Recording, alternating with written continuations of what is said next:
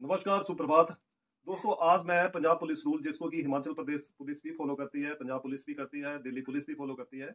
उसके ऊपर मैं प्रश्नावली प्रश्न आपको तैयार करके बताऊँगा कि इसमें ऑब्जेक्टिव टाइप जो कि B1 टेस्ट के लिए थे। B1 टेस्ट से जो आरक्षी होते हैं, कांस्टेबल होते हैं, उनके लिए एक प्रमोशन के लिए हेड कांस्टेबल की प्रमोशन के लिए टेस्ट कंडक्ट किया जाता है। उसके बारे में संभावित प्रश्न क्या पूछे जाते हैं, उसके बारे में डिस्कस करेंगे। जैसे कि पंजाब पुलिस नियमावली जो कि हिमाचल प्रदेश पुलिस भी उसको फ़ॉलो करती है, सन 1934 में इसको तैयार किया गया था। और इसके 28 चैप्टर हैं। तो चैप्टर नंबर 1 के बारे में आज शुरू करूंगा और साथ में अगले वीडियो में मैं चैप्टर नंबर 2 के बारे में आपको बताऊंगा। चैप्टर नंबर 1 जो है वो संगठन ऑर्गेनाइजेशन से संबंध रखता है, जिसमें पुलिस को कितने भागों में बांटा गया है, पद श्रेणियां क्या है और जो इसकी टॉप पोस्ट होती है हिमाचल प्रदेश पुलिस की, जैसे आज की डेट में डीजीपी हैं, तो पहले जो आईजीपी होते थे, इंस्पेक्टर जनरल पुलिस के होते हैं, पुलिस थानों की क्रिएशन के बारे में, और साथ में इसको कोरिलेट करूंगा हिमाचल प्रदेश पुलिस अधिनियम 2007 के बारे में। तो इसमें बहुत सारे या एसडीएम है, उनके साथ कैसे हमारे संबंध रहेंगे पुलिस के, या डिस्ट्रिक्ट मजिस्ट्रेट है या पुलिस अधीक्षक है, उनमें कैसे तालमेल बैठा जाएगा, कौन डिस्ट्रिक्ट का जो वो उसकी ऑल ओवर पुलिस के ऊपर कंट्रोल रहता है, ये सारा इस चैप्टर नंबर 1 में संगठन में बताया गया है। तो आइए देखते हैं कि आपकी परीक्षा में संभावित प्रश्न क्या पूछे जा सकते हैं। प्रश्न नंबर उसके बारे एक के बारे में करेंगे तो आपसे पूछा जा सकता है कि पुलिस नियमावली को कब लागू किया गया था। तो आपका आंसर रहेगा क 1934 को। प्रश्न नंबर 2 में पुलिस नियमावली का पहला अध्याय किस से संबंध रखता है। तो जैसे कि मैंने आपको बताया कि ये इट डील्स विद ऑर्गेनाइजेशन, तो आपका आंसर रहेगा संगठन, संगठन घ। अगर बात करें कि पुलिस नियमावली के कितने भाग हैं, तो ये 3 वॉल्यूम बनाए गए हैं इसके, तो आंसर रहेगा ग, 3 वॉल्यूम। पुलिस नियमावली में कुल कितने अध्याय हैं, कितने चैप्टर हैं, जो कि मैंने आपको बताया कि चैप्टर 28 चैप्टर है। आगे अगर हम बढ़े तो पुलिस नियमावली के अनुसार पुलिस को कितने भागों में बांटा गया है। तो पुलिस नियमावली के अनुसार पुलिस को 2 भागों में बांटा गया है, एक सिविल पुलिस और आर्म्ड पुलिस के अनुसार। ये अगर आप जो हिमाचल प्रदेश पुलिस अधिनियम है तो उसकी सेक्शन 4 जो वो उसके अनुसार ये पुलिस को 2 भागों में बांटा गया है। अगर अगला प्रश्न देखें, पुलिस नियमावली के अनुसार किस नियम के तहत पुलिस को भागों में बांटा जाता है, तो पुलिस नियम 1 के अनुसार जो वो इसको अलग अलग भागों में बांटा जाता है। पुलिस नियमावली के अनुसार पुलिस नियम 1-2 में किस अधिकारी की शक्तियों का वर्णन किया गया है। तो इसमें मैंने आपको पहले ही बताया कि पुलिस महानिरीक्षक जो कि उस समय इंस्पेक्टर जनरल की पोस्ट होती थी, वो टॉप ऑफ द पोस्ट होती थी पुलिस डिपार्टमेंट में। आज की डेट में पुलिस महानिदेशक हैं, DGP, director general of police. लेकिन अगर प्रश्न पूछा जाता है, ऐसा प्रश्न पूछा जाता है, तो आप जो पुलिस नियम में बताया गया है पुलिस नियमावली में वो ही बताएंगे। प्रश्न नंबर 8 जो वो पुलिस नियमावली के अनुसार पुलिस रेंज प्रशासनिक विभाजन की स्थापना किस नियम के तहत होती है, यानी कि एडमिनिस्ट्रेटिव ग्राउंड के ऊपर कैसे डिवीजन किया गया। तो पुलिस नियम 1-4 के अनुसार। और अगर आप सेक्शन 8 पढ़ें पुलिस जो हिमाचल प्रदेश पुलिस अधिनियम जो है 2005-7 का, तो उसके अनुसार सेक्शन 8 में रेंजेस बनाई गई हैं। इसी तरह पुलिस नियमावली के अनुसार जिला पुलिस अधीक्षक की किस पुलिस नियम में बताया गया। जिला पुलिस अधीक्षक के बारे में किस पुलिस नियम में बताया गया, तो ये पुलिस नियम है 1-8। प्रश्न नंबर 10 है, पुलिस नियम 1-8 के अनुसार पुलिस अधीक्षक के संबंध में कौन सी टिप्पणी सही है। ऐसे अगर प्रश्न पूछे जाते हैं तो ये आपको सही या सही नहीं है, ये प्रश्न आपको जरूर अवश्य पढ़ना चाहिए ताकि आपका आंसर सही रहे। पुलिस अधीक्षक जिले के पुलिस बल का प्रशासनिक प्रमुख होता है। पुलिस अधीक्षक आंतरिक अर्थव्यवस्था, प्रशिक्षण, प्रबंधन और अनुशासन को बनाए रखने के लिए उत्तरदायी होगा। पुलिस अधीक्षक के नियंत्रण में रेंज के सभी जिले होते हैं। और लास्ट में को और खो, तो ये आंसर आपका को और खो सही है। पुलिस अधीक्षक के नियंत्रण में रेंज के सभी जिले नहीं होते हैं, क्योंकि वहां पर डिप्टी इंस्पेक्टर जनरल होते हैं, डीआईजी। आज की डेट में इंस्पेक्टर जनरल हो, तो आपका आंसर घ सही रहेगा। प्रश्न नंबर 11, पुलिस नियमावली किस नियम में पुलिस अधिकारी के वर्ग तथा श्रेणी को बताया। किस पुलिस नियम में जो वो अधिकारी पुलिस अधिकारी के वर्ग तथा श्रेणी को बताया गया है, तो ये पुलिस नियम में 1-13। ये इंपॉर्टेंट है और कई बार यहाँ से प्रश्न पूछे जाते हैं। पुलिस नियमावली के अनुसार पुलिस विभाग में राजपत्रित अधिकारी नियुक्त किया जाता है। तो कभी भी जो गजट पुलिस ऑफिसर होते हैं उनको अपॉइंटमेंट दी जाती है, नियुक्त होते हैं, जबकि जो दूसरे जैसे कांस्टेबल से इंस्पेक्टर तक जो उनको भर्ती किया जाता है, रिक्रूट किया जाता है। इसी तरह जो क्वेश्चन नंबर 12 है तो उसका आंसर रहेगा क, नियुक्त होते हैं। 13 नंबर प्रश्न में पुलिस अधिकारी के पुलिस नियम 1-13 के अनुसार निम्नलिखित पुलिस अधिकारी में से किस पद का पुलिस अधिकारी निम्न अधीनस्थ श्रेणी में आता है। उप निरीक्षक, आरक्षी, मुख्य रक्षी, ख और गो दोनों। तो आरक्षी और मुख्य रक्षी जो है वो निम्न अधीनस्थ श्रेणी में आता है। पुलिस नियमावली के अनुसार पुलिस अधिकारी के वर्ग तथा श्रेणी में कौन कौन आता है। जो श्रेणी बनाई गई है तो उसमें आएंगे उच्च अधीनस्थ और निम्न अधीनस्थ। तो आपका घ आंसर जो है ग दोनों सही है, ये आंसर आएगा।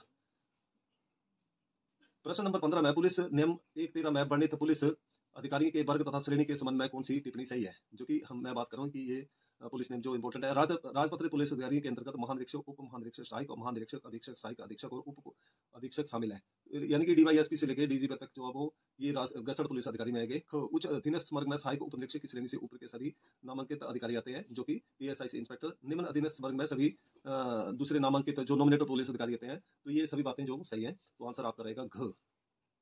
इसी तरह प्रश्न नंबर 16, पुलिस नियमावली के किस नियम के अनुसार पुलिस व उपमंडल मजिस्ट्रेट अच्छे संबंध बनाकर रखेंगे? तो ये पुलिस नियम 1:19 के अनुसार जो वो जो उपमंडलीय मजिस्ट्रेट एसडीएम होते हैं या जो उनके अधीनस्थ मजिस्ट्रेट होते हैं, 1:19 अनुसार जो वो पुलिस उनके साथ जो वो अच्छे संबंध बना के रखेगी। क्वेश्चन नंबर 17, जो पुलिस नियमावली के किस नियम के अधीन कानूनन रूप से न्यायिक अधिकारियों द्वारा जारी आदेशों का पालन करने के लिए पुलिस अधिकारी बाध्य है? तो पुलिस नियम 1:21। अगर प्रश्न पूछा जाए कि क्या पुलिस जो वो न्यायिक अधिकारी के आदेशों का पालन करने के लिए बाध्य है, तो इसका आंसर होगा यस, हाँ। ये पुलिस जो वो न्यायिक अधिकारियों द्वारा जारी आदेशों का पालन करने के लिए जो वो पाबंद है।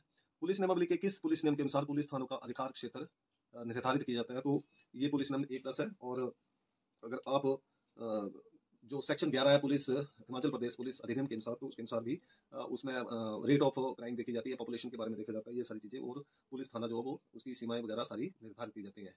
पुलिस नियमावली में जिला मजिस्ट्रेट को कहाँ परिभाषित किया गया है? तो ये पुलिस नियम 1:15 के अनुसार जो वो इसको परिभाषित किया गया है। प्रश्न नंबर 20 जो है वो पुलिस नियम 1:15 में बताया गया जिला मजिस्ट्रेट के संबंध में कौन सी टिप्पणी सही नहीं है? तो ये प्रश्न जैसे सही नहीं है, ये आपको ढूंढना है कि कौन सी स्टेटमेंट जो वो सही नहीं है। जिला मजिस्ट्रेट जिला के आपराधिक प्रशासन का मुख्य होता है। कानून एवं व्यवस्था बनाए रखने के लिए पुलिस बल उसे सरकार द्वारा उपलब्ध करवाया गया माध्यम है। एक वेपन दिया गया डिस्ट्रिक्ट मजिस्ट्रेट को कि आप लॉ एंड ऑर्डर मेंटेन करेंगे पुलिस के माध्यम से। जिला मजिस्ट्रेट के सामान्य नियंत्रण एवं निर्देशन में होती है। जो डिस्ट्रिक्ट पुलिस होती है वो डिस्ट्रिक्ट मजिस्ट्रेट के कंट्रोल में रहती है। जिला मजिस्ट्रेट पूरी तरह से पुलिस के आंतरिक प्रशासन और बल के प्रशिक्षण से जुड़े मामलों पर नियंत्रण रखता है। तो ये स्टेटमेंट जो वो लास्ट वाली जो स्टेटमेंट है ये गलत है, क्योंकि जो पुलिस की इंटरनल एक्टिविटीज होती है, ट्रेनिंग है और जो भी बातें होती हैं उसके ऊपर जो वो डिस्ट्रिक्ट मजिस्ट्रेट जो कोई नियंत्रण रखते हैं, ये इंटरनल अरेंजमेंट होते हैं पुलिस के। आगे प्रश्न नंबर 21 है, पुलिस नियम 1:10 में प्रभाषित पुलिस थानों का अधिकार क्षेत्र के अनुसार निम्नलिखित में से कौन सा कथन सही नहीं है? जो 1:10 में बताया गया है कि creation of the police station, जो मैंने सेक्शन 11 बताई है कि हिमाचल प्रदेश पुलिस अधिनियम की सेक्शन 11 के अनुसार, तो ये कहाँ बताया गया? पुलिस स्टेटमेंट, ये स्टेटमेंट पुलिस थानों के अधिकार क्षेत्र की सीमाएं इसमें पर राज्य सरकार द्वारा निर्धारित की जाती है। अपराध के नियंत्रण के लिए जरूरत के हिसाब से पुलिस चौकियों की स्थापना की जाती है। साधारणतया पुलिस स्टेशन का प्रभारी एक उप निरीक्षक होता है, जबकि चौकियों का प्रभारी सहायक उप निरीक्षक या मुख्य आरक्षी होता है। पुलिस अधीक्षक महोदय भी थाना व चौकी के अधिकार क्षेत्र को निर्धारित कर सकते हैं। तो ये लास्ट स्टेटमेंट जो है वो ये गलत है। तो इसमें बहुत सारे प्रश्न बन जाते हैं कि जो पुलिस थानों की सीमाएं वगैरह कौन निश्चित करता है? तो राज्य सरकार करती है। और जो आप पुलिस एक्ट की, जो हिमाचल प्रदेश पुलिस अधिनियम की सेक्शन 11 है, उसके अनुसार जो है वो पुलिस स्टेशन वगैरह घोषित की जाते हैं। और एसएचओ वगैरह कौन लगेगा, उसके अनुसार ही जो क्राइम रेशो देखी जाएगी, जियोग्राफिकली एरिया देखा जाएगा, ये सारी चीजें देखी जाती हैं। आज के टाइम में जहां अपराध ज्यादा होते हैं तो वहां पे इंस्पेक्टर रैंक के अधिकारी को पोस्टेड किया जाता है, जबकि पहले जो पुलिस नियम में बताया गया उप निरीक्षक, जो कि पुलिस नियम 1:12 में भी उप निरीक्षक के अधिकारों के बारे में बताया गया है। तो पुलिस अधीक्षक महोदय भी थाना व चौकी के अधिकार क्षेत्र को निर्धारित कर सकते हैं। तो ये स्टेटमेंट जो वो बिल्कुल गलत है। प्रश्न नंबर 22 में पुलिस नियम 1:20 उपमंडलीय अधीनस्थ मजिस्ट्रेट के थानों का निरीक्षण करने के अधिकार के बारे में निम्नलिखित में से कौन सा कथन सही है? उपमंडलीय व अधीनस्थ मजिस्ट्रेट थानों का निरीक्षण करने तथा निरीक्षण पुस्तिकाओं पर रिमार्क या आलोचनाएं दर्ज करने के लिए अधिकृत नहीं है। जो एसडीएम है या उनके अधीनस्थ जो मजिस्ट्रेट हैं वो थाना का रिकॉर्ड जो वो चेक नहीं कर सकते हैं, या वहां पे कोई ऐसी टिप्पणी दर्ज नहीं कर सकते हैं। जिला मजिस्ट्रेट पुलिस उप महानिरीक्षक की सहमति से किसी उपमंडलीय मजिस्ट्रेट को जो वरिष्ठ सहायक आयुक्त हो को निरीक्षण करने व रिमार्क दर्ज करने के लिए अनुमति दे सकते हैं। जो डिस्ट्रिक्ट मजिस्ट्रेट हैं वो अपने जो डीआईजी होते हैं रेंज के, आज की डेट में आईजी हैं, लेकिन जो उप महानिरीक्षक जो पुलिस नियम के अनुसार है, उप महानिरीक्षक होते हैं, उनकी सहमति से जो मंडलीय मजिस्ट्रेट जो वो किसी जो सीनियर मोस्ट जो कमिश्नर है, असिस्टेंट कमिश्नर है, उसको ऐसा निरीक्षण करने के लिए, रिमार्क दर्ज करने के लिए वहां अनुमति दे सकते हैं, पुलिस स्टेशन में जा सकते हैं। को और को दोनों सही, केवल को सही। तो ये स्टेटमेंट जो ऊपर दो स्टेटमेंट दी गई है कि एक तो उनको अधिकार नहीं है निरीक्षण करने का, लेकिन दूसरे में बताया गया कि डिस्ट्रिक्ट मजिस्ट्रेट जो वो डीआईजी साहब से परमिशन लेने के बाद जो वो किसी सीनियर मोस्ट असिस्टेंट कमिश्नर को जो अंडरटेनिंग होता है उनको भेज सकते हैं। प्रश्न नंबर 23 में पुलिस नियमावली के किस नियम के अनुसार उपमंडल मजिस्ट्रेट या इलाका मजिस्ट्रेट थाने के आपराधिक रिकॉर्ड को देखने के लिए मांग सकते हैं? तो ये पुलिस नियम 1:20 के अनुसार जो वो सिर्फ जो एसडीएम साहब होते हैं या जो उनके सबॉर्डिनेट मजिस्ट्रेट होते हैं, वो 1:20 के अनुसार सिर्फ क्रिमिनल रिकॉर्ड को देखने के लिए एसएचओ साहब को ये रिक्वेस्ट कर सकते हैं कि आप इसके बारे में बताएं। लास्ट प्रश्न है 24, इसके बाद भी है, तो उपमंडल मजिस्ट्रेट और उसके अधीनस्थ मजिस्ट्रेट थाने का निरीक्षण कब कर सकते हैं? तो इसकी अपनी इच्छा अनुसार उप महानिरीक्षक की सहमति जिला मजिस्ट्रेट के आदेश से, जब जरूरी समझे कवर को दोनों ठीक। तो आपने ऊपर वाले प्रश्न नंबर 22 में पढ़ा कि आप जो एसडीएम जो सब डिविजनल मजिस्ट्रेट है या सबॉर्डिनेट मजिस्ट्रेट है, वो उप महानिरीक्षक की सहमति से जिला मजिस्ट्रेट के आदेश से ही ऐसा कर सकते हैं। तो ये आपको साथ में मैंने बता दिया कि ये पुलिस रूल जो वो हिमाचल प्रदेश पुलिस अधिनियम को भी टच करता है। तो ये जो चैप्टर नंबर 1 था उससे संभावित प्रश्न जो कि आपकी B1 की परीक्षा में पूछे जा सकते हैं। इसके अतिरिक्त अगले वीडियो में हम चैप्टर नंबर 2 के बारे में डिस्कस करेंगे। Thank you very much, have a great day.